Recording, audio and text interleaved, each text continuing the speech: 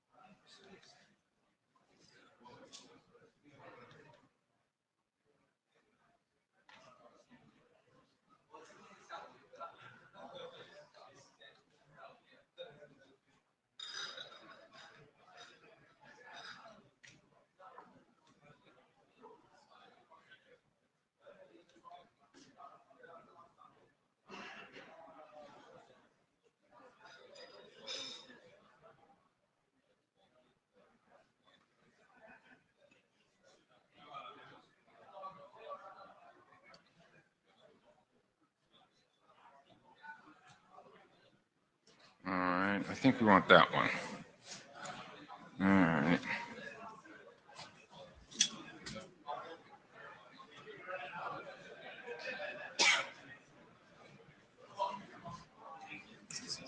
No problem. Thank you very much.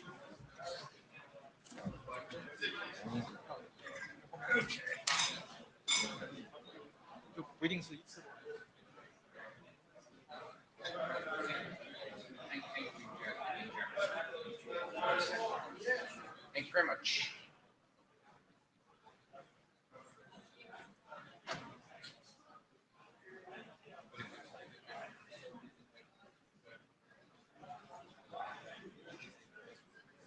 Oh, I know I can go flying here.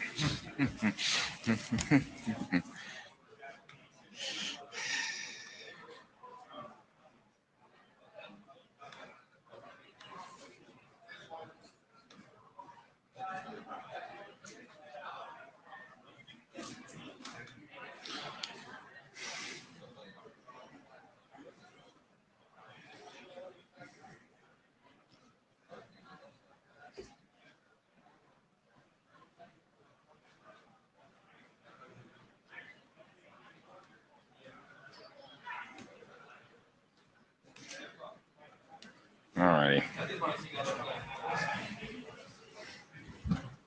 Okay, could somebody shut the doors back of the room, please? Andrew, we're starting. You can come in or stay out.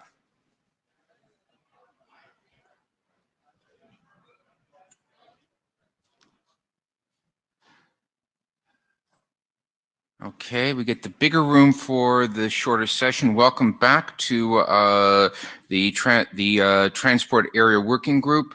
I need a volunteer or two to take notes, please. Okay, name? Vincent, thank you. Did it for the last session. I need one more person to take notes. That way we can double check.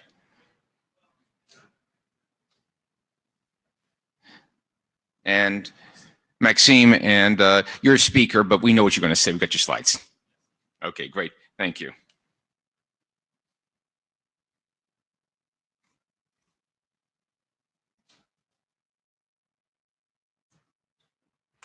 Okay. Cool. All righty. Okay. This is the note well. It applies to this session as it applies to every other session at the IETF. This is the, I've got the right, whoops, no, I've got the wrong slide deck. Hang on. No, I've got the right slide deck. I'm not paying attention this morning.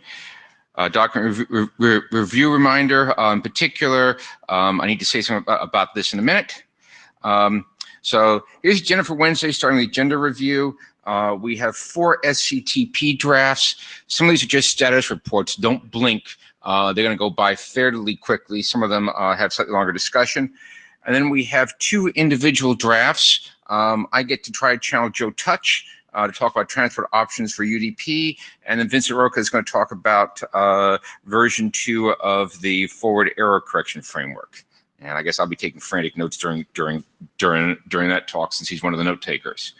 Okay, we have the usual warning for speakers. Where is it? Oh yeah, there it is. There's a pink box here. Please stand in the pink box. It helps the remote participants. Okay.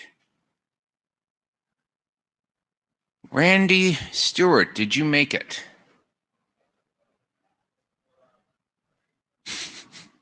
All right, we will bash the agenda on the fly. Max, you want to go come do 4960 errata?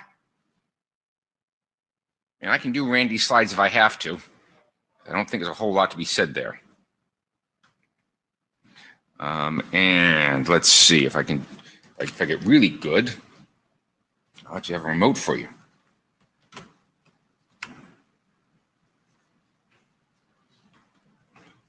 How about that?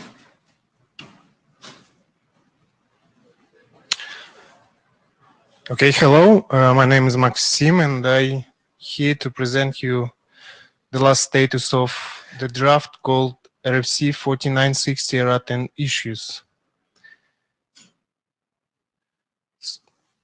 So basically, what the idea of this draft is that we are describing issues found since the publication of RFC 4960, which is the specification of SCTP. We describe issues, solutions for them, and exact text how we want to address them in the second draft, RFC 4960B. So this draft is kind of prerequisite for this document. Okay. So what actually happened since IETF 96? First of all, the draft was adopted as a workgroup draft, and we published a document with a slightly different name. The current revision is 01, and it already addresses 40 issues. Since IETF 96, we described 6 new issues. And in our list, we have currently 14 open issues, but I think that 9 or 10 of them should be actually addressed. Yeah, we use issue tracker and in GitHub, so all the issues, all revisions of the draft, and some of the discussions are there. It's public, and anyone can go there and publish issues. So what we still need to do is, we still have remaining issues, and we need to address them. If there are some new issues, we will work on them.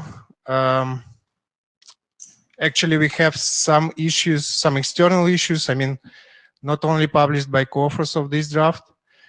So anyone is welcome to publish issues, and we will look at them. And we also want to get feedback on this draft, because now it's a working group draft. We want some reviews, and yeah, we will appreciate if you send us comments on this draft. Yeah, that's basically what I wanted to say. Let's see. So are any of the issues significant and likely to require attention by the working group, or are these turning out to be issues that the author team that knows SCTP well can work through and propose reasonable resolutions for? Well, majority of the issues are clarifications or some editorial stuff, or removal some inconsistent things, but there are a few technical issues. So yeah, I think that it would be really good if you look at this document and if nothing else, bring open technical issues to the meeting, the meeting in Chicago. I think we basically decided that this draft's going to need 2 meeting cycles. That we're probably not going to be done with it until the until the second meeting next year. I'm looking at one of the ADs who probably knows where it is because I don't remember where we're going after Chicago. okay. Okay, so. Anybody's interested in SCTP, please read this draft. This is the kind of nitpicking details that are necessary to get the implementations right and make sure they work together. Any questions for Max? I'm sorry, is it Max or Maxine? Do you care? Yeah, just to know that we have a few reviewers. I mean, some offline discussions, and yeah, I think that at least we know a few names who volunteered to review it. Yeah, we know we know who some of the usual suspects are. Okay, thank you very much. Thank you. Okay, Randy. Well, you and the ADs have just run an experiment for us. All 3 of you have proven that 10 minutes is insufficient time between meetings. Spencer, you can please take this back to the IESG's end of week wrap-up meeting. And Randy, you're up next. Let me go, Greg, get your slides. And while Randy's coming up here, I need to announce a correction to something that happened yesterday. The lower effort PHB draft, I wasn't paying enough attention. It is already a working group draft. However, it only just made it in under the correct name to become a working group draft. So we don't need to run an adoption call on it, but we will be looking for people. Please read this because this lower effort service, also known as scavenger or less than best effort, is becoming something that people would increasingly like to see in DiffServ, and that draft is going to be the vehicle for actually specifying it in a fashion that we think we can use. So I apologize for goofing that, but the good news is I have one less adoption call to run on the list. Okay, Randy, okay. And with luck that remote works. Okay, so stream scheduler and user interface interleaving for SCTP. Basically, we've had a few minor clarifications that Gory had us put in. There's been no technical changes. As far as we're concerned, it's ready for a working last call. So you could start that after the meeting, maybe. Yeah, we probably will, because this draft has the dubious honor of being the last TSVWG draft in the WebRTC hairball or tarball or whatever you call it. I would not like to be the last draft standing in that one. So we will probably last call it in the fairly near future, with the goal of getting that out of here and getting out of the way of whatever's going to happen in WebRTC. And as far as implementation status, we have there's a simulation Omninet that has it in it, as well as the FreeBSD stack, which is also all in the user space, has this code in it. It's working. So it's we kind of move slow because we actually do code for everything. So but it gets there. Oh, it's so nice to have stuff that works. Yeah, that's always a good idea. Next draft is the NAT support. This has been around for a long time. There haven't been any changes since the last IETF. There is it sounds like Michael has a VBox implementation he started. There is actually a previous implementation in FreeBSD of this, of a past version of this draft that's been out in the firewall / NAT of FreeBSD for quite a while. It may need some updates, I'm not sure. There are still some things to do. I think this draft split and merged and merged and split, and in the process, some of the text need to be shuffled around so that you have NAT implementation points and endpoint implementation points all in correct places. And of course, there's some issues with covering the IPv4 to 6 and vice versa translation, but there are all things to do. Okay, and this one we're hoping, when we talked about schedule yesterday, hoping that this will move in the next meeting cycle, and we'll be looking at working group last call resolved in Chicago, in Chicago, and we'll have moving onward. Okay, I need to ask a tangentially related question. There is a carrier grade NAT Yang draft looking for a home. Raise your hand if you're familiar with how NATs work. Keep it up if you think you understand carrier grade NATs. All right, we aren't completely clueless, but Spencer, I think you have some useful information.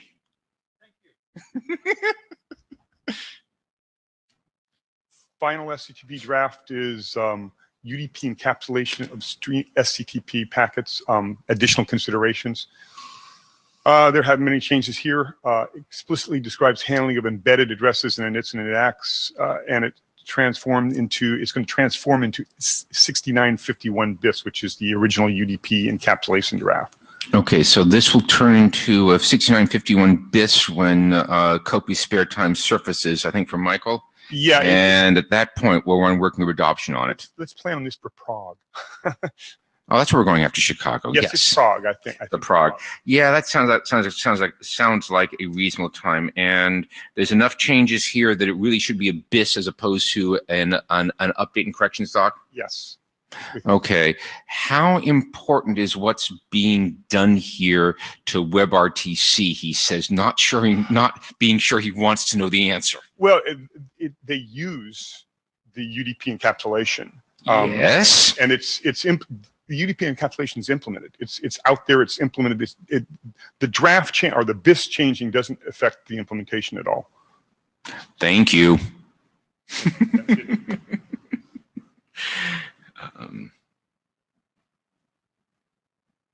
Hang on, need to make it.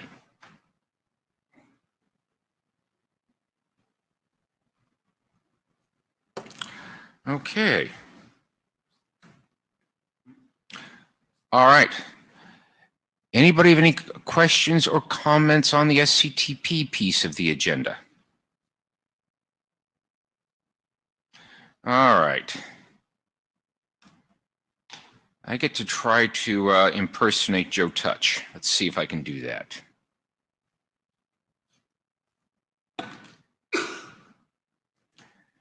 So Joe's been working on this draft for a while. I believe it's been presented here in TSVWG in the past. This is about option space for UDP, and it's being done by taking advantage of the fact in the UDP packet, there are two links which currently are supposed to match. Namely, the IP and UDP links are both supposed to describe the same packet. It is possible to adjust them so they don't. And there's a little bit of IP packet hiding behind the end of the UDP payload. And what Joe is looking at here is to, in essence, use that as some UDP option space. It appears to work with implementations. There's a bunch of stuff down at the bottom indicating the kinds of things one might use UDP options for. Okay, new version of this coming soon. Interesting idea of hiding UDP option down there that'll make UDP behave like UDP Lite, but use the UDP port. That's been use the UDP protocol number. That's been the major obstacle to UDP Lite deployment, that it does not use the same protocol number as UDP. He's got some implementation code, and there's a request for the working group to pick this up as a draft. I'm a little cautious about this one. How many people have read this draft or read the 03 version? I think the 04 is waiting. Raise your hand if you've read this draft. I see two people. That's not enough to run a hum in the room. We'll take care of this on the list. And I think Lars is coming. Maybe tell us it's a bad idea, or no, actually, Lars Eggert. So I haven't really paid much attention to this. Has any data been shown about how well it works on the internet? Any measurement data? Because if it actually did work widely, I think that would be very cool and would be a pretty strong argument for taking it. Please ask that question on the list, okay, because Joe put on this slide, and all I can do is read his words, compatible with legacy so far. So clearly he's got some running code that does something in some environment, but that's not the answer to the question you asked. Right. Okay, thank you. All right.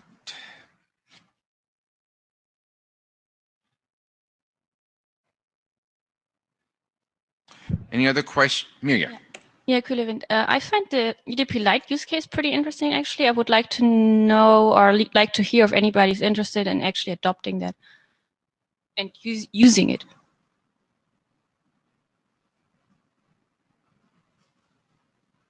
Speaking as an individual with scars from UDP encapsulation and checksum nonsense, if this provides a better solution to people who don't like the UDP checksum because it's not a trailer, but would like to be able to actually checksum a few things that they care about, like, oh, say the port numbers and the UDP header, and use the UDP protocol number, as an individual, this could be quite useful.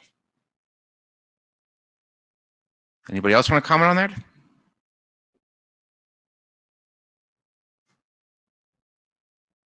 More discussion on the list, I hope.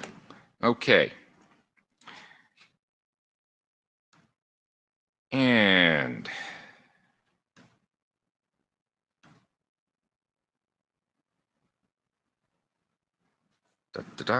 Vincent. Yes. Thank you. Just check. Oh, working very well. Hello. Hello, everybody. So I'm Vincent, and I will introduce you the update of this document I already presented at Berlin meeting. So this is FactFrame version 2, and the goal is to add support for convolutional FFC codes to this FAC framework. Just to point out the fact that we didn't try to patent anything in this document. Okay, so this is a reminder of FactFrame and what we are proposing. Very compact reminder. So this is a follow-up of RFC 62363 that was published in 2011 by myself, Ali, and Mark Watson. FactFrame is in fact more a shim layer than a protocol, which means that it fits between RTP and UDP most of the time. And the goal is to enable robust and scalable communications of content, and particularly real-time contents. So we assume here that there are many people interested by the same content at the same time, which makes it meaningful to use multicast and broadcast communications. That's the goal of this FactFrame. It's already included in 3PP MBMS, so multimedia, broadcast, and multicast services, and we start to have some deployment experience. The issue is that FactFrame requires that you are using a block FFC codes, which turns out to be a little bit inefficient in terms of latency. It adds significant latency to all the participants all the time. And this issue can be really solved, totally solved almost, by using convolutional FFC codes that works differently. In very good reception conditions, receiver will not experience any latency from this point of view. When I say latency, I mean FAC-related latency. Of course, that has nothing to do with the communication latency, which is a different problem. But no latency from the FAC point of view. And in bad reception conditions, you still have a very slow, smaller latency compared to that of block codes. So the goal of FactFrame version 2 is just to add convolution code support to this specification. The differences with the previous version that I presented in Berlin are the following. We had an implementation status section as suggested by RFC 7932.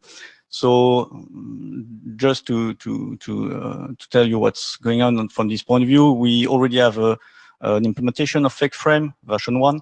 So which is commercial, for which we start to have some interoperability experience and deployments. And I am currently implementing FactFrame version 2 based on this existing source code. So that's it. Then we also added an additional section at the end of the document that explains what are the differences between this version and the RFC 62363. And we fixed a few mistakes in the document, but nothing very important. I wouldn't like to go into the details, but just highlight one point. So we also made progress in terms of block versus convolutional evaluation. What are the performance we can expect? And the message is that, honestly speaking, I don't understand why this work has not been done before, because there is really a big improvement in terms of latency by using convolution fetch codes. It really makes sense to do that. So you have the details in this paper that is referenced at the bottom of this slide. If ever you want, we can discuss this offline, sorry, whenever you want. There's no problem. Then I have a question for this group, and I would like to get your feedback on this point. The question is the following: should we continue calling this version 2, or should we just say that, well, this is an update of RFC 6363 that would be obsoleted? So some background information to make you, so that you understand the situation. In this version, we do not remove anything. We just have one additional capability, being able to use convolutional codes. That's the first point. The second point is that we do not change anything in the way a receiver can decide to join or not to join the session. The receiver just has to retrieve the SDP session description file and have a look at it. Have a look at the fake encoding ID that identifies the fake scheme, and if this is a fake scheme that does not support, that this receiver does not support, then it just have to say, "Oh no, I don't want, I cannot," and then it issues another session, for instance. This is exactly the same mechanism, regardless of whether you are using block codes or convolutional codes. No change from this point of view either. Third point, this is probably the most important one. There is no version number in FakeFrame. FakeFrame, in fact, is not really a protocol. As I said, it's more a shim layer. There is no FakeFrame either per se. There are headers and trailers, but those are related to the fake schemes and not to FakeFrame. So I think it is an important point. The only benefit I see in having this version 2 is that, okay, it makes it clear that we do support additional fake schemes. From the implementation point of view, it also highlights the fact that, okay, this is something different. In fact, when you try to implement both version 1 and version 2, you will see that there's a big difference in implementing convolution code support. I'm not speaking here about the fake scheme itself, which is something different, but just the way you have to manage packets, the way you have to manage symbols, data management, all those aspects are more complex with this version 2. So this is the main benefit I see in having this version 2 tag to this work. So if you have some opinion on what to do, version 2 versus an evolution of an existing RFC, then let us know. We would appreciate. No, nothing special. Okay, let's. I can ask a few questions from here. Yeah. Okay. What do you change in RFC 6363? Are the pieces of RFC 6363 that have to change in order to implement this work? Yes, we change all the mentions that were very specific to block codes. So, for instance, if in RFC 6363 the text mentions that, okay, we accumulate a certain number of source packets and then we create a block codes and then we do efficient encoding, to make it simple, then we change that into the following way. So we say that in case of block codes, then we accumulate blah, blah, blah, the same text. But in case of convolutional codes, then we do something else. This is basically the main difference in between RFC 6363 and what we are proposing. And we do that throughout the document whenever this is required. So we add something else, we don't remove anything. Okay. So what causes implementation differences that you described? Because it sounds like the 6363 protocol is kept intact. You simply changed the way the compression codes work so that you can get stuff out of them faster, courtesy of using convolution codes instead of block codes. Yes, yes. We do not remove anything. So if you use FakeFrame version 2 in the traditional way with block codes, it won't make any change to the receiver. They won't notice anything. there's absolutely nothing new here. But you have this capability of using something else, of using different FCC codes. And In fact, fake frame is agnostic, is more or less agnostic with respect to the codes you are using. We are so far in RFC 6363, you can use maybe 5 different block FCC codes. A receiver will not necessarily support all of them. What we are proposing is just adding some more FCC codes that work differently to this list. this sounds like an extension and update, 'cause I think what you just said is that if I take a version 2 sender and try to interoperate with a version 1 6363 receiver, the receiver sees a bunch of codes advertised, some which it supports and some which it simply doesn't recognize, and it picks one that it supports, and everybody falls back to using one of the block codes. Yes, if you want to have backward compatibility and if you are version 2 sender, then you should, I think the best solution is to have 2 different sessions, one with block codes, one with convolutional codes, and let it do. It's not a big overhead in terms of network communications, because we are addressing, or a single flow addresses tens of thousands of receivers. It's not a big deal from this point of view, and it's easy to fix from this. We should look at it on the list, but based on what you've described, what I think I'm hearing sounds like an extension to 6363. Yep. And oh, by the way, there's some language in there that didn't anticipate convolution codes that requires some what are effectively editorial substitutions to avoid saying things that aren't true about convolution codes. Okay, so by extension, you mean do not add this notion of version 2, but just continue as a fake frame. If I send, what's the difference in receiver behavior if I say version 2 but only advertise the block codes in the setup? Sorry, I didn't catch. Okay, sender sends the setup code info to the receiver and says, "Hi, I want to speak version 2, and here are the codes I support, but lists only the block codes in 6363." Yep. Does a version 2 tag have any effect on the receiver's behavior? No, absolutely no effect. Okay, then I'm pretty sure you've got an extension. It'll have to be an update because there is text that doesn't apply to the convolution codes, but this sounds like we ought to be talking about this as an extension to 6363 because those are all really good backwards compatibility answers. Yeah, okay, so we will get rid of this version 2 notion. Okay. Good, thank you. And okay.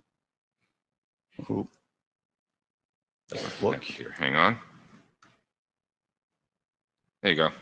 Okay. So next step. Well, I don't expect any major change in this document anymore. I think it's now quite stable. My first to-do item is to finish this implementation. Hopefully that will be done for next IETF. And just want to be sure that we do not miss anything important. But well, I've already implemented the sender side. Now I have to finalize the receiver side. I think I'm okay, but I will be more confident when it's working very well. That's my first point. And second point, it makes no sense to have a fake framework if we don't have any fake scheme to put in it. I mean convolutional fake scheme. So what I'm proposing here is to specify this very basic conversion fake scheme called RLC, random linear codes. It's pretty simple to explain. I can explain it to you in 2 minutes. You will understand there's nothing complex in it. And so we have to specify the code details, but well, it's not a big deal. The signaling aspects, well, we already implemented it, so I guess it will be okay like that. Also have some experience from this point of view. And then we have to ask for INR registration for the new fake and curly ID. Well, anyway, this is the way our implementation works for the moment. This is the basic solution, basic fake scheme that we're using in our implementation. That's it. Okay, from a process standpoint, what would you like the working group to do when? And I'll give you a straw man, and we can go. I'll give you a straw person proposal. We can start from there, which is sounds like you've got some implementation work to do, and you need to write up the to-do 2 on this slide. So you'll have a draft, and so sounds like for the next meeting cycle, you're likely to have a draft or two that we can look at adopting at that point. Yes, for next meeting, I think it makes sense Okay. to add this working group item adoption if there is interest. Yeah. I can also mention that I'm keeping the network coding research group aware of this work. In fact, this work has been initiated there, and so there are more people there aware of this and who might read and comment on this. Lars Eggert, so are there other people implementing this? So will there be an independent implementation from somebody? As far as I know, no, not yet. Okay, so that would be, so this is a sort of a general comment that I always make for these, more specialized things, because if the authors also implement the code, it's great that you're doing this, but and it's better than not doing it, but it would be even better if somebody else would read the document and try to implement it in their code base, right? Sure. And because otherwise, if you guys are the only people implementing it, why do we need a standard? And Yeah, yes, especially as it is not open source implementation. So I do understand this. Yes, sure. There are implementations, interoperable implementations for fake frame, sure, but not yet, I would say, this one, this extension. Okay. Just a Jabber comment. David may be about to ask the question, but Gory is interested in how many people in the room have read the draft. That's certainly, how many, okay, let's go find out. How many people have read the draft? Raise your hand. I don't see any hands raised. Any hands raised in the Jabber room? It's an impressive draft. I'm sure it is. Because IETF93-63 is quite impressive. It's quite long. It's maybe 60 or 70 pages long. And we had a few more, 5 pages more, perhaps 5, 6. I might suggest you buttonhole some people in the halls. I'm sorry. Yes, I would just like, if you do the diff and if you look at the diff between IETF63 and this document, it's not that long. Right. So what I would suggest. A couple of suggestions. One is to buttonhole some people in the hall to read the draft. And the second is, if this turns into an update, you don't need to reproduce all the 6363 text. You need to write the text on the new convolution codes and then explain what has to change in 6363 to allow them. You don't have to completely replace all the text in 6363 and obsolete it. Yes. So what will happen is when you're done, 6363 remains an adopted RFC, and then you have this additional draft that says, here's how to do convolution codes with 6363, and oh, by the way, some of the text in 6363 gets changed as follows to allow convolution codes to work. Okay, so the appendix that we added that explains differences would be sufficient for that? It's probably a good starting point. In essence, the difference is, opposed to writing a 6363 BIS that completely replaces that RFC, you write what is in effect a companion document that is read with 6363 to tell you how to start from 6363 and get convolution codes in addition to block codes. Okay. And I just had structure. Among other things, it's likely to result in a much shorter draft. Maybe we can get more people to read it. Okay. Thank you. Okay.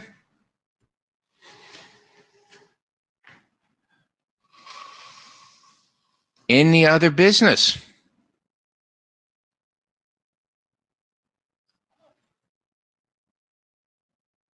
I think we're done. I believe TSV area meets this afternoon. Is that correct? Yes, it is. And so you bring general transport questions to the TSV area meeting. Thank you very much, everybody.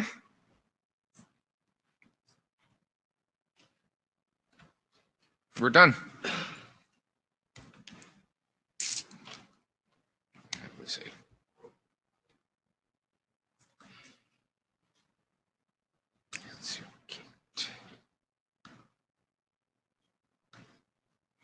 All righty.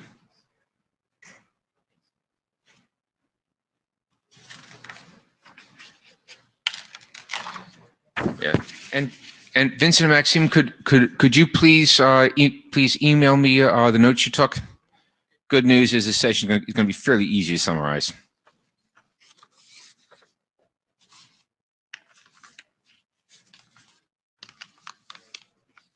And Tim, thank you for describing Jabber. All right.